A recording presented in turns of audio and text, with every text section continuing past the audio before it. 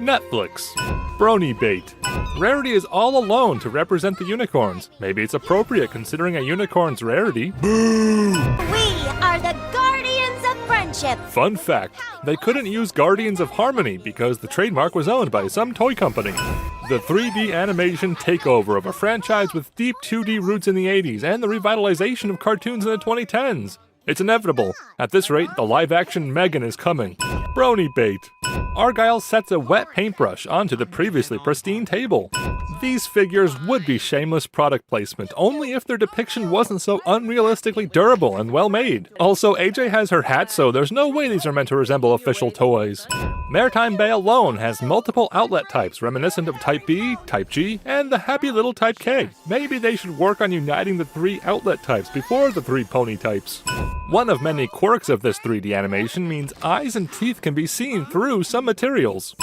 Well, when I grow up, I'm going to show every pony that we're right. Oh. Most kids want to grow up to be doctors, teachers, or movie stars. Sunny wants to grow up and have lots of Twitter followers. Sunny's hooves are upside down. In fact, all of the G5 ponies have their heart hooves facing the opposite direction. This used to be a clever reference to actual horse hooves, but now they're just there for the sake of being there. And while we're pointing out frustrating fundamental design changes, let's get the singular cutie mark sin out of the way. Buy our toys! Good night, Daddy. Good night, my little pony. Roll the credits and buckle up because we'll reach G6 in no time at this pace. Apparently there's not much news in Maritime Bay, so the local newspaper prints the same stories on both sides. It's impressive Sunny can make a balloon animal with hooves while wearing rollerblades, but it's even more impressive she was able to make this balloon appear out of thin air. We all know the best way to change some pony's mind is to plaster bumper stickers everywhere. Glorifying graffiti. Good for the whole family. This little filly lifts, bro. Hitch had nothing better to do and was behind this sign waiting on Sunny for hours. Like you don't know, today is the annual presentation at Cantor Logic. Thanks for explaining it for us like she didn't know, Hitch. I'm asking you as your friend, Sonny. Please try not to pull any stunts today. Okay. I'll try. Sunny abuses her friendship with Hitch to manipulate and deceive. Somehow, she's supposed to be the good guy in all this. Hitch runs after a violator of Code 33 while Sprout goes into the factory. But then Sprout immediately discovers Hitch's twin brother already in the factory. More likely than not, pushing the buttons repeatedly is preventing the system from stopping safely. Sunny briefly has dummy wings appear before that segment actually starts. Earth Pony engineers included a housing for the retractable light, but more impressive is their use of quantum physics to phase it through the floor. Slime, meant to capture and contain, is actually slippery and doesn't slow Sunny much at all. Fully automated sequence, which apparently can't be interrupted, was pre-programmed to take and to return Sunny's sign. How do you suggest that we defend ourselves? With hugs and cupcakes? Just imagine if you had a friend who could fly. Sunny completely ignores this very reasonable question and acts surprised when no pony takes her flighty anecdotes seriously.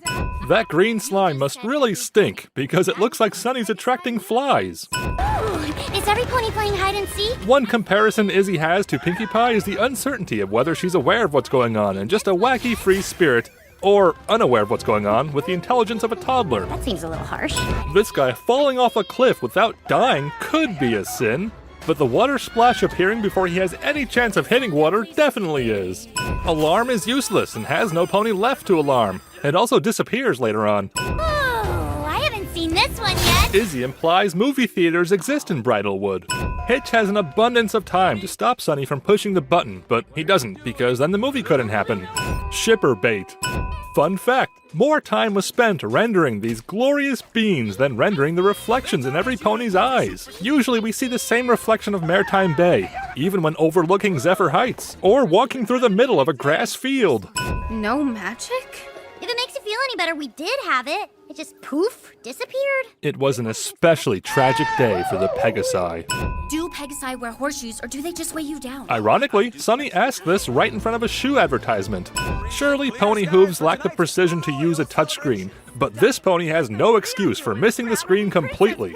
Very special place in my heart, but not as much as you guys. We love you so much, Pat! Glorifying parasocial relationships. good for the whole family. We soon learn they're using wires to fake their flight, but the lighting and broadcast tricks used to remove those wires don't seem possible here. Not to mention they intersect each other's wires, as well as the balcony itself. Here it is, the infamous pony holding a smartphone shot which broke the fandom. There are few things more sinful than the nonsensical corporate mandate making a cute fantasy cartoon that much more like our own dystopian reality. No pony must know they're here. Check it out, Pipsqueaks. Pip has complete and unrestricted access to the city's screens. She overrides the Queen, broadcast companies, and the almighty advertisers. And confiscate the book. It is of utmost importance to confiscate that book. But don't bother searching the bag, it's not like there could be anything else in there, especially not more books. Sunny must be the one putting on the My Little Pony reruns. It is Unicorn and Pegasus propaganda after all. Did Sunny Starshine help Unicorn escape? The answer is no, but Sunny Star Scout sure did. Use a song in a YouTube video and you get a copyright claim. Use a song in your movie, but change it up a bit so it doesn't look obvious you copied, and you get a Netflix deal. She says, watch your step, to refer to a considerable drop. They don't even have a way of getting back up. This is proof. All pony kinds did used to be friends. This is one of many revelations which don't make sense. It's strange that so much time has passed for so many things to be different, but at the same time, not enough for more ponies to have ventured out and met others, or find locations such as this. It's as if the movie is doing a great job hinting at some kind of conspiracy or cover-up, only to never actually reveal anything at all. But I'm just so tired of living that ridiculous lie. Zip has no motivation to be tired of the royal lies, except because she's a main character, and all main characters have to be flawlessly virtuous. What is that? That's the Pegasus crystal. No, I meant some other thing. What made you think I was asking about that? Besides the camera close-up, that is.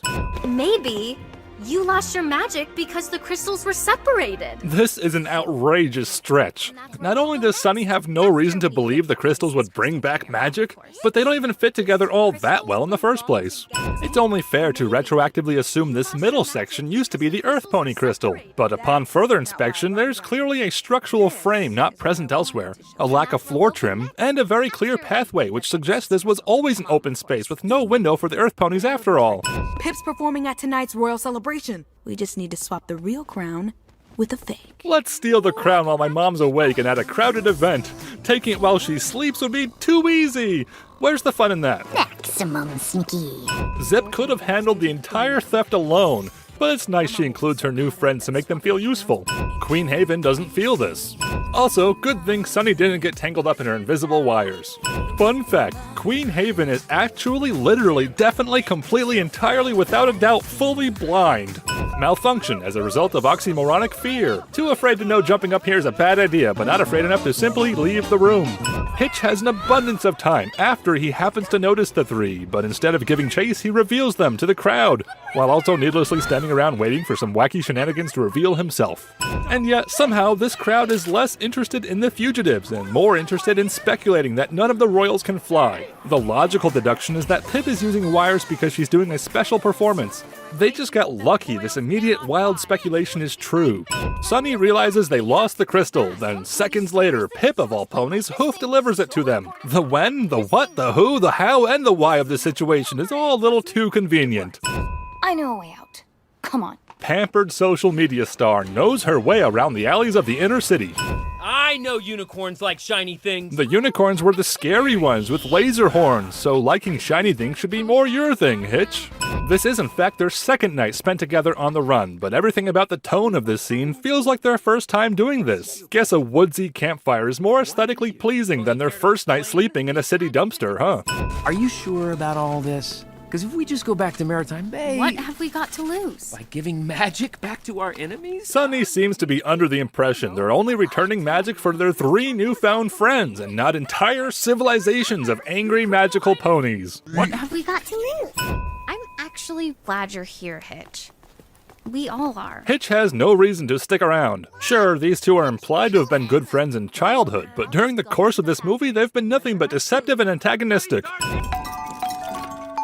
Theme. Come on, rip out all the pages of your history book. Thanks to that lyric, some pony might finally discover Twilight Sparkle's forgotten grave with all the rolling around she's doing. Ponies as far away as this one hear Hitch almost say mayonnaise, but no pony hears Izzy list all of the forbidden words in quick succession.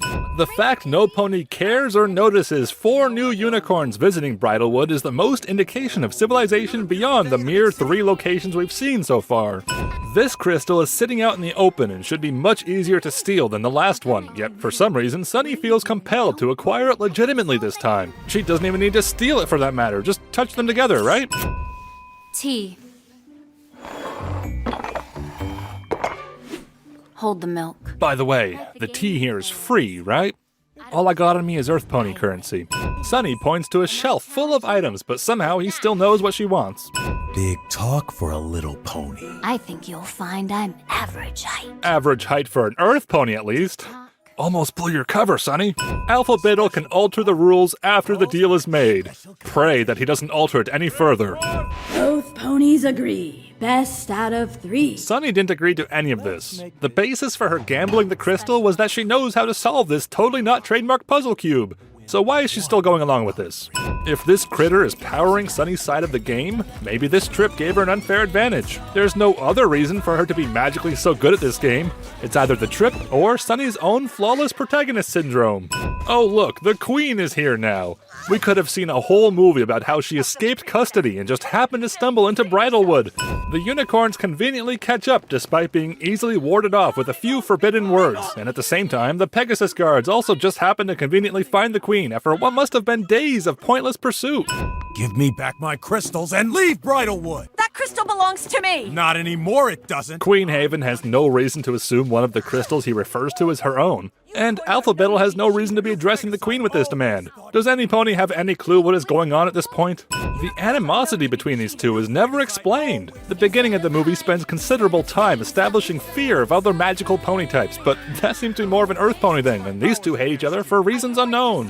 You Pegasi always thought you were better than us! Hey, that's our queen you're talking to. How dare you disrespect our disgraced liar of a queen who we're actually here to get vengeance upon for ourselves, now that I think about it. Surrender the crystal or I'll use my powers against you! Alphabetal is still so caught up in arguing with the queen that he forgot Sunny has both crystals still. Either that or a different writer stepped in and hadn't read up to this point. Suddenly, the unicorns aren't incapacitated by the forbidden word because it's convenient for the plot. There was never any indication that this would bring back magic, yet Sunny is completely and blindly devoted to this mission. Characters having to act stupid for the story to progress is the ultimate sin.